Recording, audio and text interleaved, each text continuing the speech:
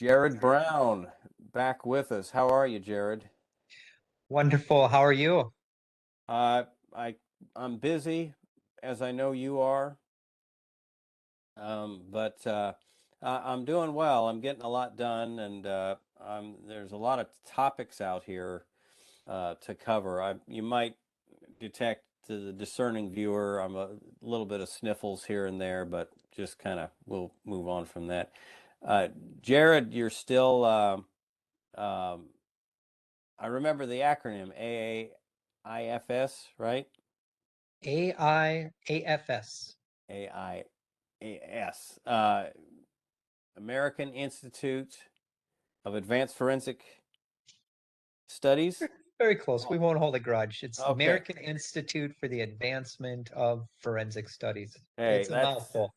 that's a I am with all the acronyms I'm trying to learn lately. I'm very proud of that. So you've been teaching, providing seminars on that for how long? March of 2011. We used to Uh, do them all in person, but since COVID, we're all online now, and it's changed a lot of things, some for the better, some for the worse, but we're surviving and now we're reaching a global audience, which is nice. Before we were just reaching more of a local Minnesota-based audience, Wisconsin, Iowa occasionally. has the audience grown because of that change? Yeah, I've noticed more and more people from out of state, I mean, all over are signing up. I have no idea how they're finding out about us, but suppose if you have an internet, you can find us. And yeah, we're branching out into new and exciting topics, and these are all very professional based trainings where they're geared toward people working in human service, criminal justice, forensic psychology, and any discipline that kind of intersects with those trainings or those disciplines. Excellent. Huge variety of topics. Uh, one of which is one that I'm so much into this stuff. Uh, Not much scares me. This one does a little bit. Aggressive driving, road rage. Um, Yes, when I was looking up on it, this has been discussed for quite some time, it actually. has. It seems I'm becoming increasingly interested in this topic, just hearing more and more stories, seeing things online. I've been doing more trainings on this, actually, other podcast, and going to be putting together an article on this topic too. And COVID's amplified it in a lot of ways as well. And the stress and worry and hardship and adversity in our society, I think, has amplified this too. And as I started digging into this research, there's a lot going on with this. A lot of moving parts, a lot of variables, lots of people talking about it. And hopefully I'll cover it today more from a psychological lens, kind of what's going on in the psychology of these individuals, what drives them to do this, what factors do we need to take into account, and I'll weave in some clinical and forensic things too as well. Um, do you think there's a typical case of road rage? Like, what's the stereotypical kind of road rage case? Well, I mean, there's minor driving aggression that I think we all do from time to time. I mean, we all probably are prone to doing this under the right circumstance, but who hasn't yelled at someone or honked a horn or tailgated or Mm-hmm. sped past someone really fast? Those are considered like minor kinds Mm-hmm. of aggression. And sometimes those minor can progress into full blown road rage. But it's Mm-hmm. really, I really see it as a spectrum where it can start out, it could be driver anxiety that's talked about in this literature. So it's important to be aware of like anxious driving behaviors, what's going on there around that. There's driver related stress, which we're all prone to that too. Maybe we get up late and our alarm clock doesn't go off and we're running behind schedule and we need to get to a job interview. The Mm-hmm. very nature of that stress and anxiety could be a potential triggering event for some people. We also need to be aware of just other types of problematic driving behaviors that may not really constitute full-blown road rage, but it's something we need to be aware of. And before, I mean, what I do want to really stress for your audience is road rage is probably the most extreme kind of side of this spectrum. Mm-hmm. And then the low grade of this could be just driver stress, where the person has the thoughts of maybe wanting to cut someone off, but doesn't act on it. And then you have everything in between. And hopefully I can break that down for your audience today. What are all those factors in between and some of the risk factors, warning signs? There is profiles for this, of course, but now with COVID, the stress, the worry, all of these things, even trauma, executive function, I'll talk about that today too. A lot of factors at play here. Dehydration, that's talked about in this literature too. Someone's driving for long periods of time and they're dehydrated. That dehydration could be a factor where it impacts their thinking. So a lot of things to think about. Um, just real quick, operational definition wise, what is it that is not the aggressive driving or road rage? Is there specific incidents that we say we exclude from that? I would say driver anxiety Uh-huh. would not be necessarily, again, considered road rage or driver aggression, but that anxious driving under the right circumstance could trigger road rage, maybe in that anxious driver in some cases, but the anxious driver, if they're driving slow and they're like keeping traffic really slow, that could be a triggering event for someone else behind the anxious driver too. Driver stress, a stressful driver doesn't indicate obviously road rage, but people who engage in road rage are going to have some level of driver stress.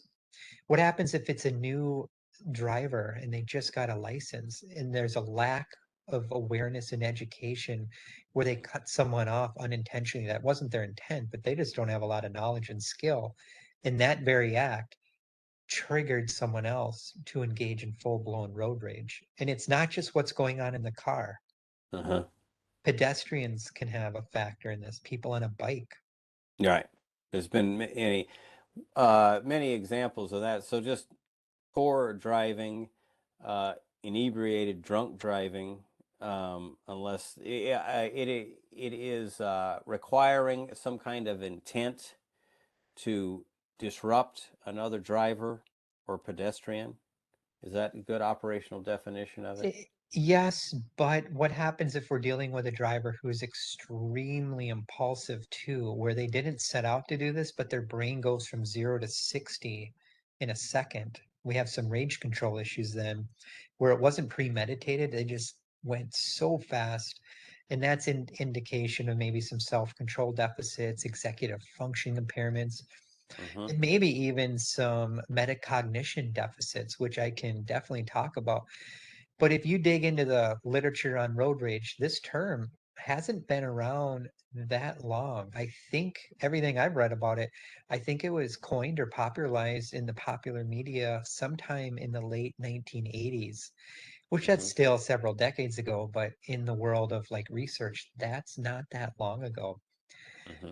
So part of these definitions are going to include some level of hostility to another driver Mm-hmm. or a pedestrian or someone on a bike where their intent might be to harm them, to make them afraid, to get back at them. So we need to look at obviously what their intent was. Was it intentional? Was it unintentional? Was it driven in some sort of cognitive impairment? Was it driven out of rage because before they got in their car that morning, they just found out their spouse was going to divorce them? Right. So a lot has to do with what's going on before they got in the car. Did they just lose their job and now they're driving home and they're rageful? A lot of precipitating factors we need to take into account as well. In the news is Daryl Brooks, or it's Daryl Brooks Jr. maybe, having a very interesting trial um, in Wisconsin, where last year he ran into a Christmas parade, and it was a mass murder with his vehicle for racial or political reasons. I'm not really sure on those details. I don't know if that counts as road rage or not, or can we exclude it as more in the terrorism, mass murder category? That's the kind of thing I'm thinking about. Yeah, well, there's a debate to be made. Obviously, if it is road rage, that was the extreme end of it, where it did result in homicide. And there are cases, if you dig into this literature, road rage has resulted in obviously homicide.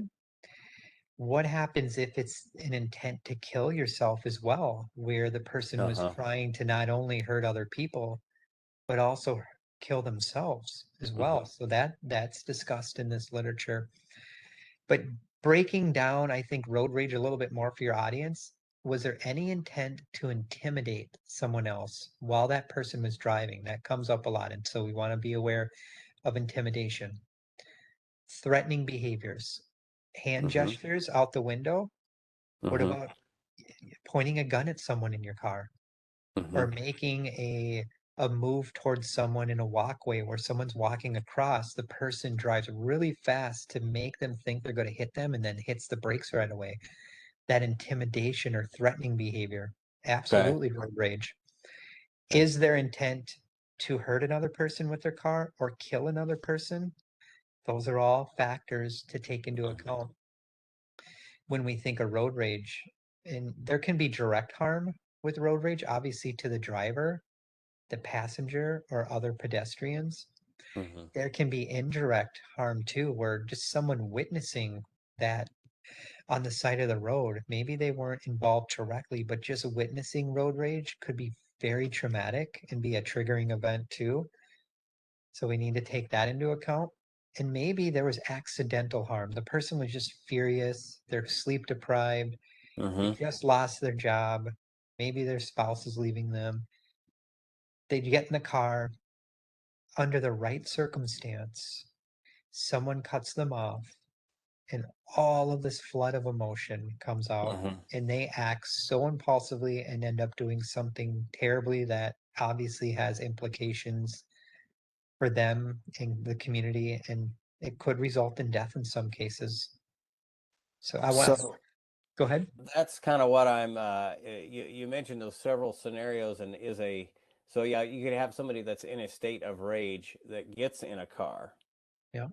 Um, but a discriminative stimulus is some type of conflict with another car, with the pedestrians, with the bicyclists, um, maybe even I even say like the construction workers, telling them to slow down. I see a lot of that. They get mad at the construction workers, and then you have an incident that is perhaps a stereotypical road rage incident.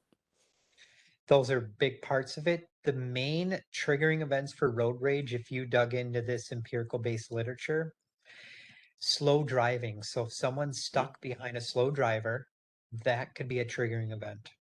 Mm-hmm. Reckless behavior of other drivers could make that driver feel like it's their duty to point out to the other person, you're doing something wrong. This is dangerous. Stop it. But those events could trigger road rage in both drivers. Mm-hmm. Discourtesy and hostility by other drivers. So some drivers may showing disrespect by honking the horn or flashing the Mm-hmm. middle finger. Mm-hmm. Some literature has also pointed to the fact that road rage is going to be more common when it's warmer outside. Again, not always the case, but warm temperatures could be a factor. And I suspect, let's say someone's stuck in rush hour traffic and it's 100 degrees outside and they're in a car that has absolutely no air conditioning. Mm-hmm. You're dealing with heat exhaustion, maybe. You could be dealing with low grade dehydration. And then all of those things could be fuel on the fire. Time urgency is often talked about in this literature All too. right. So again, if someone feels really rushed for time and it's something really important, time urgency needs to be considered. And then just really being aware of what other stressors is going on in this person's life outside of that car. Mm-hmm. Personal, family, financial, could be medical, could be Mm-hmm. mental health, could be substance use withdrawals. I mean, these are just a few of the triggering events that we would want to be aware of that's talked about in this literature. And we often see too these kind of triggering events discussed in some of the popular media. Do people take their cars very personally, almost to the extent that it's an extension of themselves? And if you do something to their car, you've done it to them. Without a doubt, some people, yes. Uh-huh. Because the car, for some, is a sense of protection, where Uh-huh. maybe every other aspect of their life they feel out of control in. But in that car, maybe it gives them a sense of power and control that they don't have. For some, the car is an adaptive kind of mechanism where it gives them freedom to escape something else. It Mm-hmm. gives them freedom to make money, to go to work. It allows them to decompress. So if someone ever gets in the way of their opportunity to kind of maybe get out of their house because they're dealing with tons of stress and go for a nice ride somewhere, and someone cuts them off, that could be a triggering event as well. So yes, it's another factor. What gives people greater independence, um, decision-making power, potential for income, although the internet's coming more for that, potential to access things than their vehicle does, and they care a whole lot.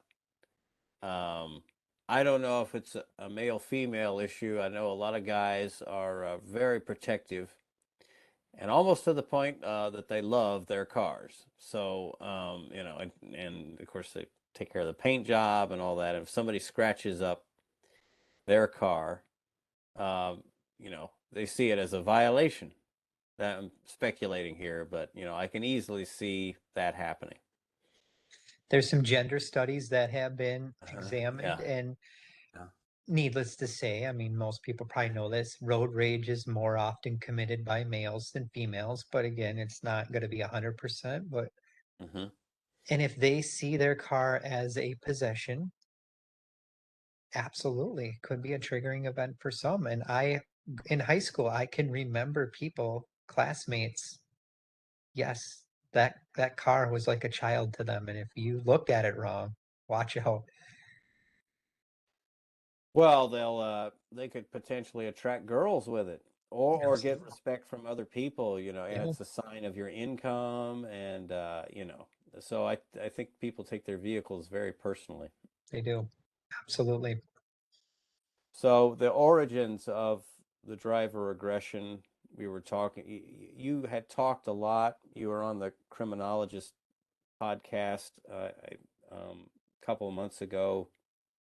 You had talked a lot about the brain Yeah. and how that might be, and then some things about impulse control. How does that relate to this, you think?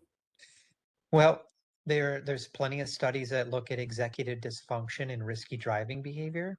So if your audience isn't familiar with the topic of executive function, Hmm. it's the boss of the brain, it's the CEO of the brain. It guides day-to-day behavior, so decision making, problem solving, reasoning, those kind of things. If you're working in mental health or criminal justice arenas, the overwhelming majority of clients in those arenas have some level of executive functioning impairments. When we look at this through a driving lens, if someone has lower levels of executive function, they're probably going to have problems with something called inhibition. Inhibition is our internal parking brake. So if we have lower levels of inhibition, we're more likely to be impulsive and have self-control issues and self-regulation deficits. Executive function can impact our decision making on the road. It can also impact working memory. Working memory is our brain's post-it note. So when we're driving down the road, there's a lot of stuff going on. We need to keep track of that information. So working memory is another component. And Hmm. if some people have executive functioning impairments, they may be more prone to not using healthy forms of coping during times of stress. So if they can't cope with stress while driving, they may engage in problematic driving behavior as a coping strategy where it can really have a snowball effect really quickly and get out of hand and cause death in some cases, unfortunately. So executive function, Mm-hmm. huge topic. The very nature of young drivers driving on the road is another factor. Our Mm-hmm. executive function is still developing, and our prefrontal cortex is still developing well into our early 20s. So if you're talking about a new driver who's 16, they already have underdeveloped cognitive skills as well. So that could be a factor. And then if you throw other things into the mix, are they chronically sleep deprived? Are they pounding down the caffeine, the sugar sweetened beverages? Their insulin's off, their glucose levels are off. There's heart rate variability. We can talk about all this stuff if you want, but there's so many things going on in the body too that could be a factor. Is that too, in light of what we know now about brain development maturity? Do you think 16 is too young to drive? 16 or 17 too young? What do you think about that? Probably not, to be honest with you, because there are people I know that lived in farming communities who were driving years before. Mm-hmm. Part of it is just modeling behavior, Mm-hmm. teaching these skills over and over again, obviously. But the problem is, when I was in high school, I graduated high school in 96. Should I have had a license at the age of 16? For me personally, probably not. Mm-hmm. But looking at one's maturity level, and let's compare when I graduated high school in 96 to now, the population of the United States is so much higher now, too. So that's another factor. There's more Uh-huh. cars on the road, there's more variables. People are more stressed out nowadays, it seems like, more depressed, more anxious, more sleep deprived. There's a lot of things pulling at people that can make them, at least at the very least, become more distracted and stressed out drivers. And now you throw COVID into the mix, all the COVID stress. These are all amplifiers, so it gets tough. Yeah, and so that is an important, the statistical likelihood of it, just with the increase in drivers, that you'll just have more incidents. I don't know if the driving now is more likely to be distracted with people texting and driving. With the Yes. other, you get a call with cell phones, you could get a call or a text or a signal while you are driving, and then all the other distractions Yes. that are out there now that would be factors in this that weren't so much in the past. Huge. You bring up a good point. Something called mind wandering you want to be Uh-huh. aware of, which is a form of distraction, which if your mind's wandering, you have a hard time really staying focused and having like mindful attention. So yeah, when I was driving, we didn't have cell phones like that in the car. Now you have that, and now when people hear their phone beep sometimes, it's like an automatic physiological Yeah. reaction that I have to turn my head and look at it. Yeah. Even turning your head for a second away from the road can be very dangerous. So is are more people prone to road rage? Tough to say, but I guarantee they're more prone to mind wandering, distracted driving. There's more things for their brain to process.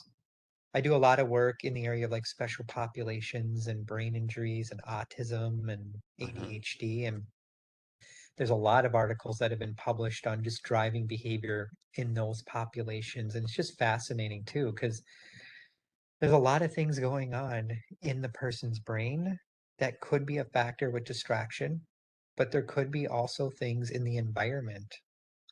Here's one thing. I know there are a couple studies that looked at this too. The very nature of having a passenger in your car is Mm-hmm. just as distracting as being on your cell phone, the research shows. People are surprised to hear that That's because surprising. it surprises me too, because who hasn't had people in the car? Because you're probably looking over, conversating. It's something to be aware of, and how many people are in the car too, in the back seat. What is their Mm-hmm. temperament like? Is someone driving who's trying to show off to people and they're driving even faster? Uh-huh. Are people using drugs or alcohol in the car at the time too? Uh-huh. Having a pet in the car. What happens if the pet jumps up on your lap while you're driving? That could be very distracting as well. Hmm. Trying to eat or drink in the car, Yes, absolutely. which is a common thing. So people, they seem to see as their car, especially, yeah, maybe now more than ever, and all the commuting people are doing, they see the car as a second home. And when you're home, you're more relaxed and you act like how you want to act. Yeah. Um, and maybe people are, they're on the road so much as part of their job, so they have all the cars have little drink holders now, and they've got places to put things, and they have a nice big console. So it's become very home-like, Yeah. and that is maybe both leading to distraction and to a sense of violation if your home, your car is disturbed. Another variable to take into account, absolutely.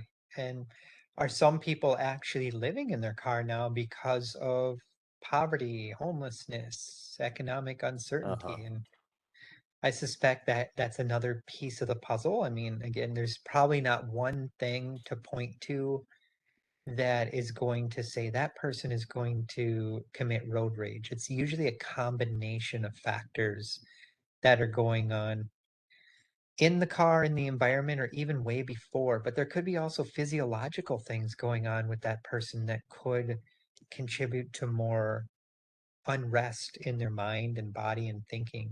That could be a factor as to why some people do this behavior.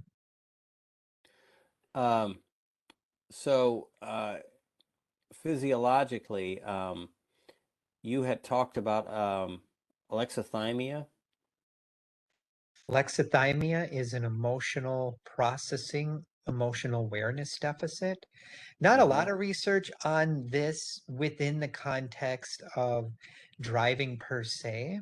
There's a few articles that talk about it, but there are literally hundreds and hundreds of articles on alexithymia in general. Mm-hmm. But if your audience hasn't heard of this, think of it as emotional blindness, Mm-hmm. emotional unawareness, where someone that has true alexithymia has a hard time understanding, processing, labeling, making sense of emotions. So if they're behind the wheel and something really frustrating happens to that driver and they have alexithymia, which is a personality construct, it's not a disorder. It co-occurs with many disorders. And it's been shown to be higher in violent offenders, domestic abusers, sexual offenders, people who use drugs and alcohol. They're driving down the road, someone cuts them off, does something that really makes them mad. Mm-hmm. Someone without alexithymia who has good coping skills may just say, that person's probably having a bad day. Let's cut them some slack. Or we use our coping skills. Maybe we have the thought of honking our horn or cutting them off, but our brain tells us that's probably not a good idea. Mm-hmm. Someone with alexithymia, if they have that emotional block, all that negative energy goes into their body, Mm-hmm. which then can create more physiological dysregulation, stomach Mm-hmm. pain, chest pain, heart rate variability. It could disrupt our breathing. We could have more tension in our body. Then all that emotion comes flying out. And it could come Uh-huh. flying out from yelling, screaming, driving fast. Uh-huh. So it is something to be aware of. Alexithymia really is a threat to our emotional and physical health. It's a big topic. I talk about it all the time in podcasts. I encourage your audience, if you want to study human behavior and understand why people may do the things they do, understand that topic along with executive function, metacognition, to name a few. Could there be a conditioning of you're in your car and you have all these incidents where someone cuts you off and I know people that they swear at the drivers. The windows are up. No one can hear them. Yeah, They yell at the driver, give advice to other drivers sure. that cannot hear them, and then may go as far as threatening. So it's a priming, and it's a probably a behavioral momentum to keep building up. And all you need then is a greater stimulus, like an accident or a cutoff or stuck in traffic and can't get through. is that going to then prime the pump, so to speak, so that you're going to have a big rage incident? And that's also in keeping with some of the physiological, neurological things that you mentioned. It could possibly be a factor in some cases. What comes to mind when I hear that is the person dealing with any rumination, Mm-hmm. maybe even anger rumination, where they have a tendency to not let things go, and when something makes them really frustrated, it gets stuck in their thinking. So then they kind of have that spiral effect, and it's over and over and over, and it's like a snowball effect, and it grows and grows and grows, and then it grows to the point where they snap and it's full blown rage. That could be a factor in some of these cases as well. On the old Unsolved Mysteries show, I'll go through. This was the case of Richard Adderson, Fishkill, New York, on February 5th, 1997. He was an assistant superintendent at Valley Central School District. He was married, had 3 children. So around 6 p.m. On that date, he was driving home in rush hour traffic, Interstate 84, when he was sideswiped by another vehicle. The cars pulled over to the side of the road, about a quarter mile from exit 12. They got out of their cars, and the one man started yelling at this man, Richard Adderson. After a brief but heated argument, Richard asked to see the man's license. The man pulled out a gun and shot Richard once in the chest. The man then drove away, heading eastbound. Richard returned to his car, dialed 911, and described the incident, the shooting, and the person that shot him. He was taken to the hospital but passed away from his injuries about an hour later. The police set up a roadblock in an attempt to locate the killer or any witnesses. Several people did report seeing the argument, but nobody saw the accident or the actual shooter. Richard's killer has never been identified or apprehended. That aired on the Great Unsolved Mysteries show, May 29th, 1998. So that I think of as a classic type of road rage case. You know, most extreme, sad case, but you turn on the news, you see cases like this frequently around the country, and these are real. I mean, it happens, and it's one of the reasons why I'm studying this and hopefully teaching others and writing articles, doing more trainings and podcasts to learn about this. So hopefully we can implement strategies and interventions to hopefully minimize this as much as possible. So in a case like that's kind of what worries of me, because so you get in an accident, and well, you get in an accident and no one's seriously hurt. What should you do? Be aware of your surroundings for one, Uh-huh. obviously, Uh-huh. trust your gut instinct, Mm-hmm. and try to keep the situation as managed as possible. So you don't want to come in there blazing guns and start screaming and yelling, and because we just don't know what the other person is thinking. So trying to approach it in a really a trauma-informed manner. I think I'm a big fan of trauma-informed care. So trying to come in, obviously you're frustrated, someone sideswiped you, hopefully it was an accident, having some grace, kindness, compassion, and just exchanging information, keeping it calm. Mm-hmm. Everyone goes away safe. You're alive. Properties may be damaged some, but in the end, what's more important? Life is way more important than property. And just try to be a good driver as well. Be a good defensive driver. Learn your own triggers.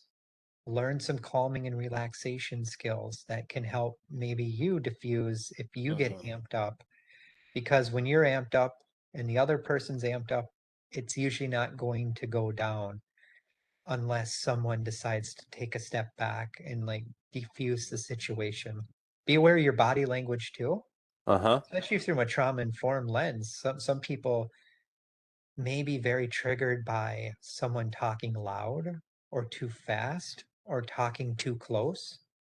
And in some cases too, I mean, maybe you don't get out of your car because something you just don't feel right. Call 911, get the police there before engaging with the individual or driving to a lit area where it's highly populated. We can do all these things, but in the end, it's not going to prevent 100% of these incidents because Right. there's so many variables out of our control. But those are a few things that I would recommend. Well, the car and modern life, it brings about like the anonymity you have just going out there, but you have no idea who all is around you and who you could encounter. And it's a little bit of a spooky thing about it. Like at any moment, in some accidents you absolutely cannot avoid. Most try and avoid them as much as you can. So it's kind of an interesting, in a moment, you're going to meet someone that you would never meet otherwise, and then something violent could happen, depending on how, all the learning history and all the physiological dynamics that have built up to that moment. Yeah. There are wild cards out there that Uh-huh. you don't know.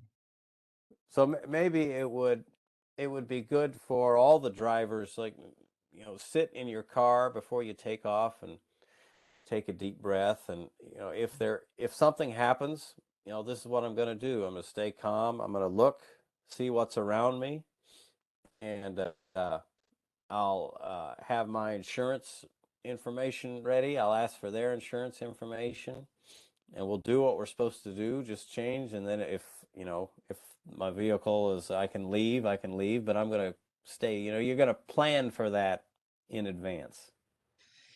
I'm a big fan of emotional intelligence literature. So Mm-hmm. anytime you can become an emotionally intelligent, informed driver, Uh-huh. you're probably going to be in a better position than a non-emotionally intelligent individual because emotional intelligence is really rooted in having better self-awareness of our Mm-hmm. own moods and behaviors, but also practicing really good self-care, self-regulation. Typically, higher levels of emotional intelligence are going to be related to increased levels of interpersonal effectiveness. So we're going to be more effective in how we communicate and also being able to use empathy and cooperation skills and perspective taking a lot better. And part of emotional intelligence is being more flexible and adaptable, which are Mm-hmm. components of resilience, which if we're more resilient, we can bounce back from stress and tough stuff a lot easier. So those are some things too to really be aware of. The emotional intelligence can be used, number one, for your own safety, by being able to be flexible and be aware, and then to keep an incident from resulting in a level of anger and impulsivity that you could later regret. That would be the goal because people with higher levels of emotional intelligence are typically better able to utilize skills to reduce conflict and solve problems more effectively. Again, we could do all the right things. There's always the wild cards out there, but as a whole, people with higher levels of emotional intelligence are happier, healthier, think better, can handle stress more effectively. All of those things can play a huge positive role when we're driving. Um, Probably another kind of definitional issue. So someone that is in the act of committing a crime, like they just robbed a bank, and they use their car to knock your car out of the way. Maybe we would exclude that from like the classic road rage definition. That's much more deliberate, utilitarian kind of action than what we're thinking of otherwise. So, do you agree? I would agree, I'm still just as dangerous and it could Uh-huh. trigger a full-blown rage event by Yeah. other people, but the intent behind that was like you already committed a crime. Now you're using your car to get away and you hit another car, not the intent probably to hurt them, the intent to get them out of the way to move to somewhere else. Right. You know, So where would you take the research on this, or the understanding of aggressive driving road rage phenomenon? Well, I'm a big fan of what do we do about this? So continuing to look at interventions. Are these things taught in school? Now we go to driver's ed class, we take the classes behind the wheel. How often are these things really taught in those classes? Teaching ongoing too. So once someone gets their license, do they have refresher courses? Do they have other trainings to go to? How often do parents talk to their kids about these things? How Mm-hmm. often are there discussions at in the job environment? There's not a lot that I'm aware of. There's very few people that I see, at least through doing online searches, that offer professional trainings in this topic as well. So getting more training out there for mental health clinicians, criminal justice, human service, social service, and really start infusing, I think, trauma informed care approaches into this work, Mm-hmm. executive function informed, attachment informed, and sleep too. Sleep plays a huge role in this. Chronic sleep deprivation, untreated sleep apnea, Yeah. Yeah. daytime So fatigue. we're all doing so much, and it's Yeah. cutting away from other needs we have. Yeah. And the last thing too, what I'm a huge fan of like the nutrition world. What Mm-hmm. happens if someone's dealing with blood sugar dysregulation and their blood sugar drops or spikes really high, or again, they're dehydrated? What role does that play? I think more research into that too on the physiological biochemistry component of this as well would be really fascinating. Yeah. Um, this is a true story. I know someone that got in trouble. He described it as I'm not really sure what happened, but as a road rage incident, had to go up in court, and the judge uh, uh, gave him a choice. He said, well, you can do, whatever, the 60 days in jail or whatever it was, um, or I want to see you go become a stand-up comedian. Like he's supposed to sign up at a club or something like that, and tell jokes. Somehow this would be monitored, maybe be like a probation or something monitored. So that's what he did, and he was like going like trying to learn us, how to tell jokes and things. So he had to go up, but the whole idea was to take life less seriously. And I think that is a very interesting, uh, probably cognitive behavioral intervention. Start doing the opposite of whatever it is that leads to the behavioral problem. So if it's taking life too seriously, be a stand-up comic. And I think that guy probably he had had diabetes. I think he'd had other things in his life that probably related to a lot of the neurological, physiological factors you were talking about. So I just found that to be an interesting story that he told about that. And he actually, I think he ended up being able to tell some pretty good jokes. Humor, I know a lot about the humor research from my work with clients with autism. A lot of research on humor and really using that as an adaptive coping strategy. It can diffuse a situation. But taking it a step further, I think self-compassion has a Uh-huh. lot to do with this, cutting ourselves some slack, Uh-huh.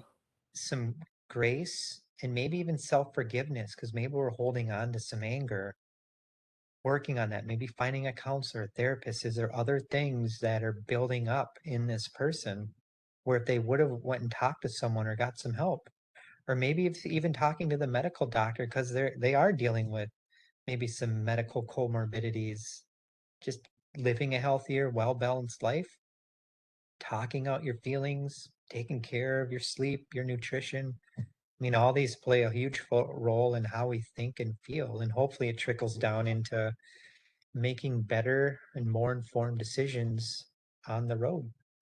Yeah.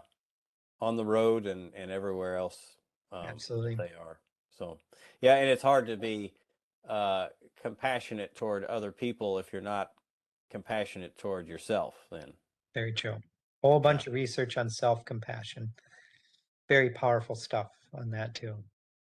Okay, Jerrod, this has been great, very informative. Make me think a lot about Oh, time. We don't think much about driving; we just do it. I It agree. make me I know.